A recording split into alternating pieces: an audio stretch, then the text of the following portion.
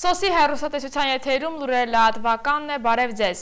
Կապանի Դավիթ Բեկ թաղամասի համար 8 շենքի բնակիչները խարխուլ տանիքի ձեռքը կրակն են ընկել, հատկապես 9-րդ հարկում բնակվողները արդեն հոգնել են տանիքում հերթապահելուց։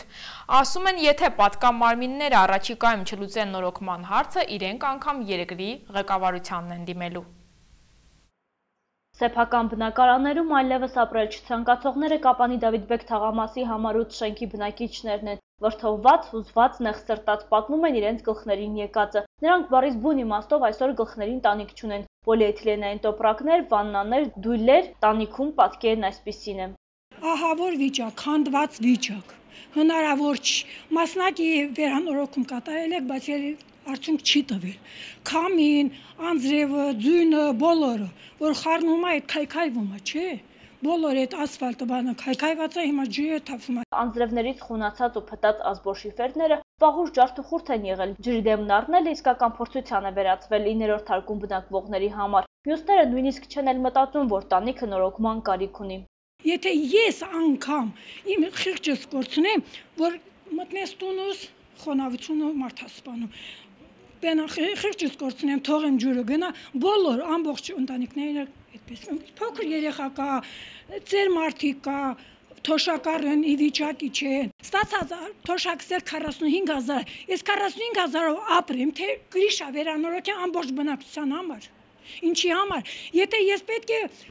բնակարանի վարձ վճարեմ, թաղապետարան ինձ ոչ մի բանում չի օգնում, չի ընդառաջում, ինչ որ մի օգնություն, մի սպասարկում չի կատարում, ինչի պետք է վճարեմ ես։ Տարիներ շարունակ բնակիչների բողոքները, դիմումները անպատասխան են մնացել։ Հույսը, որ շենքի տանիքը մի օր կնորոգվի, մինչ օրս չի արդարացվել, բայց դե բնակիչներն էլ չեն պատրաստվում լռել։ Ասում են, ի վերջո իրենք էլ ցանկանում են նվազագույն կենցաղային պայմաններ, բարեկարգ բնակարաններ ունենալ, ոչ կարողանում են նորոգում կատարել, ոչ խոնավության հոտն է տարին 12 ամիս անցնում։ Անձրևներից իրաց տունը ջուրը լցել է, թափել մեր տունը, նորից է 4-5 ամիս առաջ ռեմոնտ արած նորից։ 3 անգամ 98-ից մինչև ներառել այսօր 3 անգամ ես ռեմոնտում արած։ Տանիքից բնակարան սողոսկող ջրի դեմն առնելու եղանակը Տիկին Ժանան օղի թորելու հարմարանքի հետ է համեմատում։ Լսողին կարող է զավեշտալի թվալ, բայց իրողությունը դա է։ Սենց ժեշտը դրած եմ, այս բանը շլանգը սենց տարած, այս շենքի այս դեղից հանած, որպես ջուրը սենց գնա։ Թող քանդված քնի, ինչ նորմալն է։ Ես ջուր չեմ թափելու, թող գնա բոլոր տներն էլ լցնվի։ Ես այդպես եմ անելու։ Բնակիչները հիմնականում 9-րդ հարկում բնակվողները կրկին միավորվել են ու այս անգամ ասում են մինչև վերջ են գնալու։ Հարկ եղած դեպքում երկրի նախագահին էլ դիմում կգրեն։ Նորոգումը հետաձգել այլևս անհնար է։ Շենքը վերևից քայքայվելով գնում է։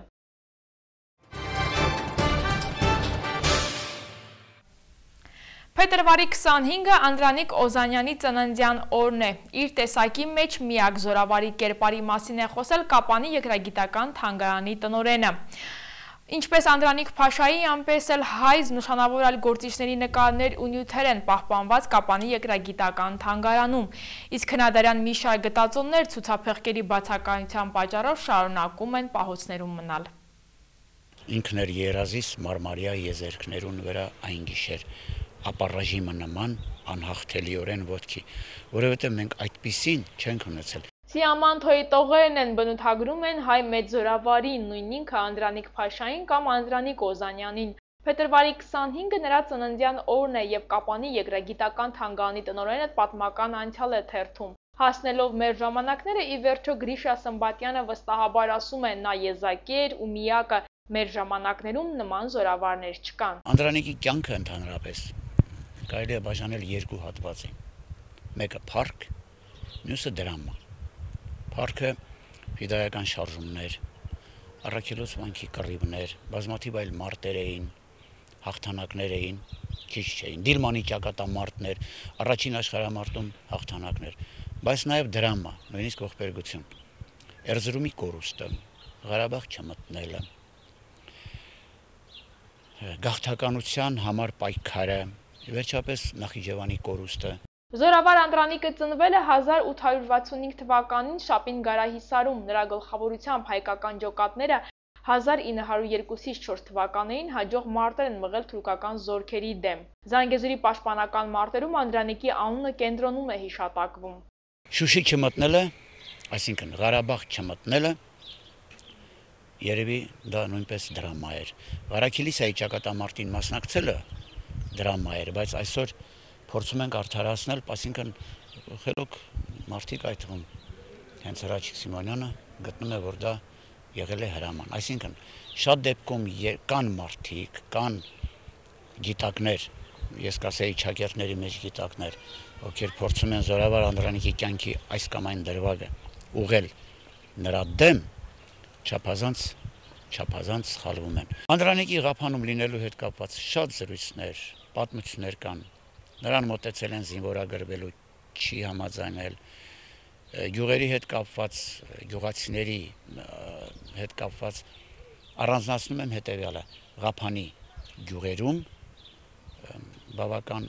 լավ վերաբերմունք են ցույց տվել գաղթականության հանդեպ։ Անդրանիկ Օզանյանը նաև վերնատան անդամ էր, իսկ Թումանյանի շունն ու կատուն համարում էր հավերժական գործ։ Զորավարը Հայաստանից հեռացել է 1922 թվականին։ Երկրագիտական թանգանում ոչ միայն Զորավարի, այլև մյուս հայ մեծերի անունները ժամանակ առ ժամանակ բարձրաձայնվում են։ Մեծ հայրենականի 70-ամյակին նվիրված սրահներում մի ամբողջ համաշխարհային պատմություն է ներկայացված։ Բեռլինից բերված Սև Ռոյալը, որի ստեղներին ամիսներ շարունակ դիպել են Արամ Խաչատրյանի մատները, 3036 կապանցիներ, որոնք մասնակցել են, զոհվել, բայց նրանց դերը կարծես թե գնալով չի կարևորվում, ընդգծում է թանգարանի տնօրենը։ Սրահներում խնամքով պահված հայրենական մեծ պատերազմի նյութերը միայն 3 թանգարանագետներ ըստ արժանվուն ողջունեցին, իսկ արտասահմանից ժամանացիներին առավել շատ հետաքրքրում են հին բրոնզեդարյան գտածոները։ Ցուցափեղկեր չլինելու պատճառով դրանց մի մասը շարունակում է պահոցներում մնալ, կողպեքով փակ։ Միայն շուրջ 2000 հնագիտական հազվագյուտ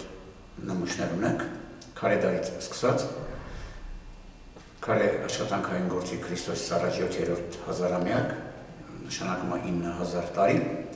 բայց եզակի բրոնզեդարյան մշակույթ, մի քիչ ավելի շատ ուշ բրոնզեդարյան մշակույթ։ Ինչ են դրանք? Դրանք անոթներ են, ծիսական անոթներ են, արվեստի գործեր են, զարդեր են, բրոնզեդարյան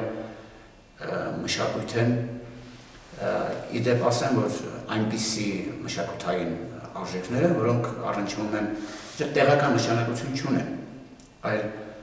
առնչվում են թե հայկական լեռնաշխարհի անցյալի պատմությանը եւ թե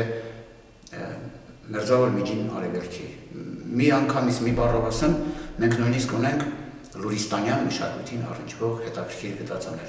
Երկրորդ հարկում ցուցադրված գտածոների մեծ մասը պատմում է շիկահողի մասին։ Դրական այն է, որ թանգարանը ջեռուցվում է եւ այցելուները չեն շտապում հեռանալ։ Տնօրենը մտադիր է հատուկ ցուցադրություն կազմակերպել նաեւ շիկահողում։ Իսկ առաջիկայում հայ-թաթարական արշավանքների 110-ամյակի միջոցառումներն են բախումների մասին պատմող նյութերի ցուցադրությամբ։ 2 տարի առաջ շահումյան բնակավայրում հայտնաբերված գտածոները ևս հանձնվել են թանգարանին։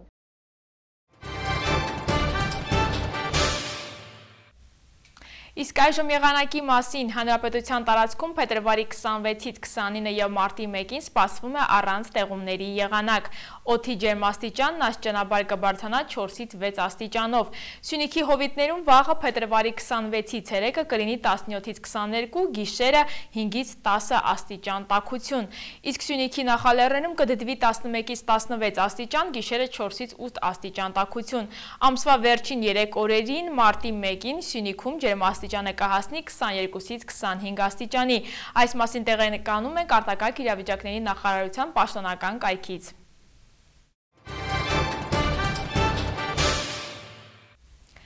Սիրիայում շարունակվում են կատաղի մարտերը։ Ռուսական օդուժի աջակցությամբ առաջին հումանիտար օգնության բեռն է տեղ հասել։ Հունաստանի վարչապետը սպառնացել է խոչընդոտել Եվրամիության աշխատանքներին, եթե Բրյուսելը լրջորեն չզբաղվի ներգաղթյալների խնդրով։ Ծանոթացեք միջազգային լուրերին։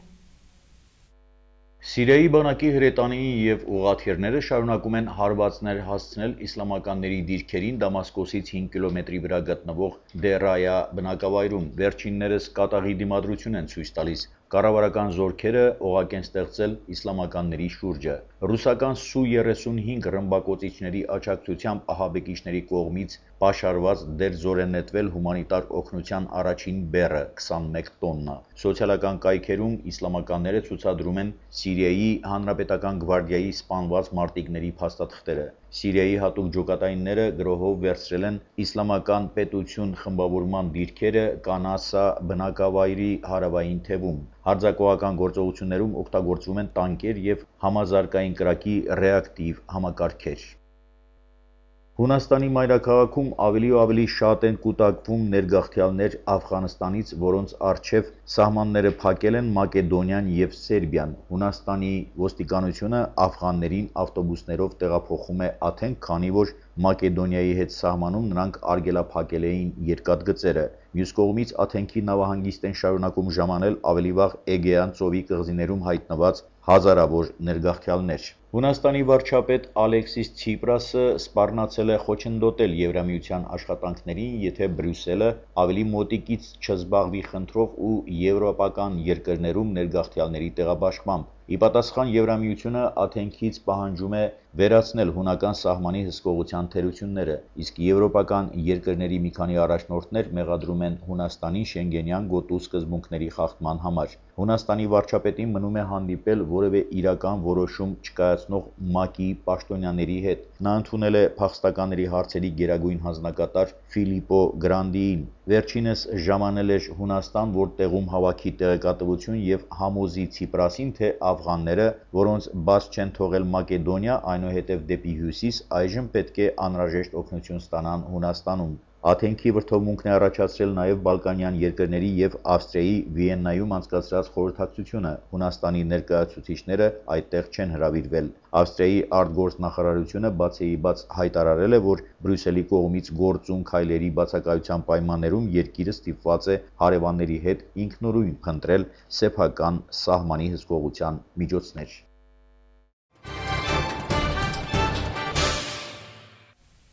Սոսի հեռուստատեսության եթերում լուրերը լրատվական էր, ես ձեզ հրաժեշտ եմ տալիս մինչ նոր հանդիպում։